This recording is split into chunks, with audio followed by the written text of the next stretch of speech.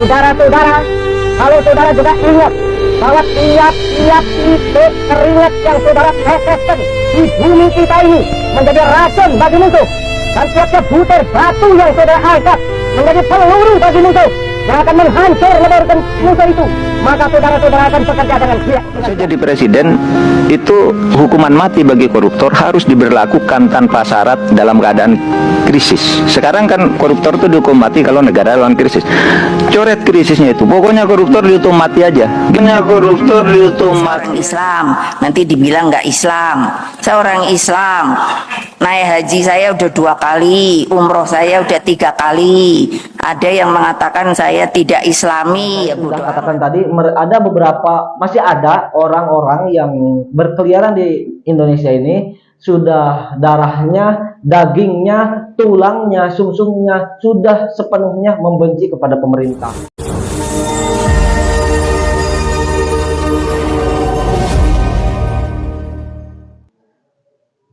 Assalamualaikum warahmatullahi wabarakatuh, teman-teman yang saya hormati dan hamba-hamba Allah yang saya banggakan.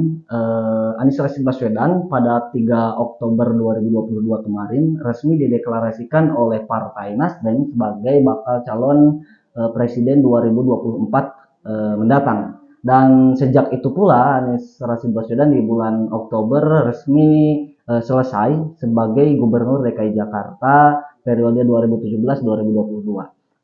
Ada satu perbandingan yang menurut saya sedikit agak hampir sama, kemudian juga ada variabel yang berbeda, di mana kita bandingkan dengan di tahun 2013 ketika Pak Joko Widodo menjabat sebagai Gubernur DKI Jakarta dan dilanjut mencalonkan diri menjadi calon presiden 2024. Pertama, yang menjadi persamaan antara Pak Anies dengan Pak Joko Widodo hari ini adalah sama-sama bukan ketua umum partai politik, baik Pak Jokowi ataupun Pak Anies Rashid Baswedan. Bahkan Pak Anies Rashid Baswedan cenderung lebih sebagai profesional non kader partai politik. Beda halnya dengan Pak Joko Widodo, beliau notabene adalah kader partai politik meskipun bukan ketua umum. Kemudian juga persamaan yang kedua adalah sama-sama telah selesai menjabat sebagai Gubernur DKI Jakarta. Namun yang membedakan adalah dari segi elektabilitas dan popularitas antara Anies Rashid Baswedan dan juga Pak Joko Widodo.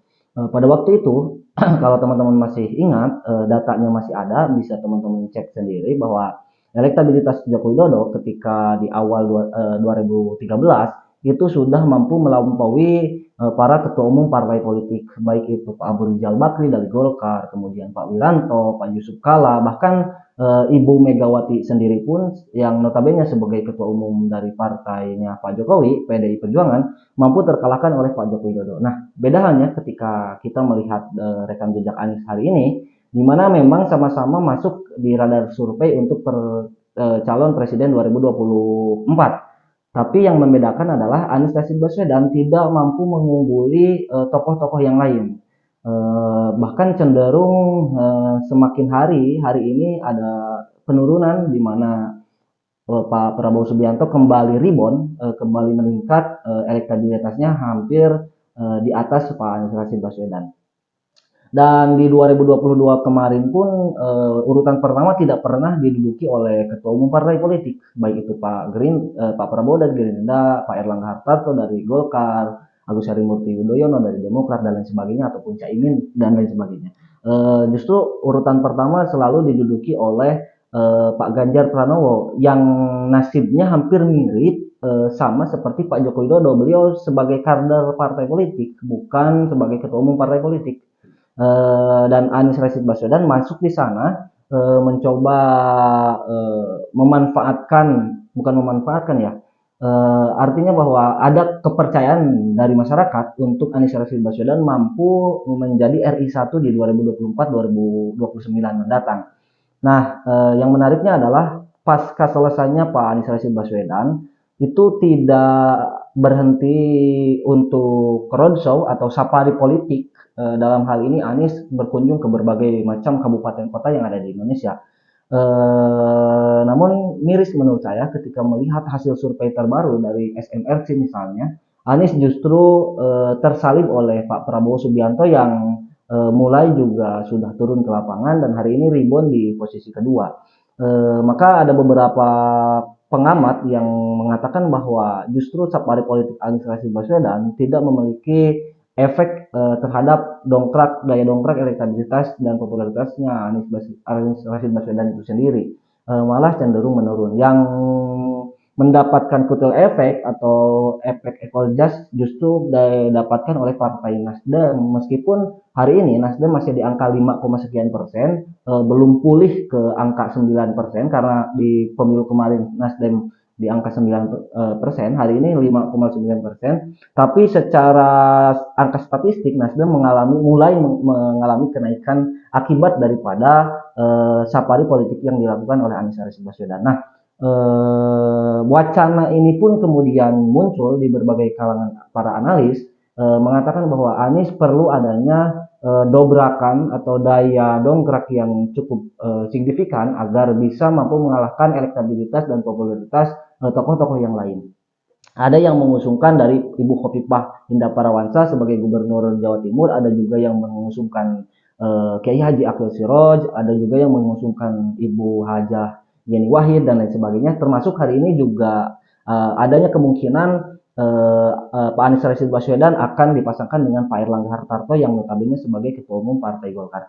Nah, yang menarik adalah pertama bahwa jika Anies Rashid Baswedan dipasangkan dengan Ibu Khofifah Indar Parawansa, itu menurut saya agak sedikit riskan. Kenapa? Karena dari pihak Ibu Khofifah Indar Parawansa belum ada kepastian ataupun juga belum ada kejelasan apakah dia terlibat atau tidak dengan kasus hukum yang menjerat DPRD di provinsinya begitu. Jika itu sudah ada kejelasan, Khofifah tinggal menjelaskan kepada masyarakat, saya berani membuktikan bahwa saya clear tidak terlibat sedikitpun dengan kasus yang menjerat ketua DPRD di provinsi Jawa Timur tersebut begitu. Jika itu clear, maka Khofifah dipastikan yakin mampu mendampingi Anies Baswedan dengan kondisi jalan yang cukup mulus.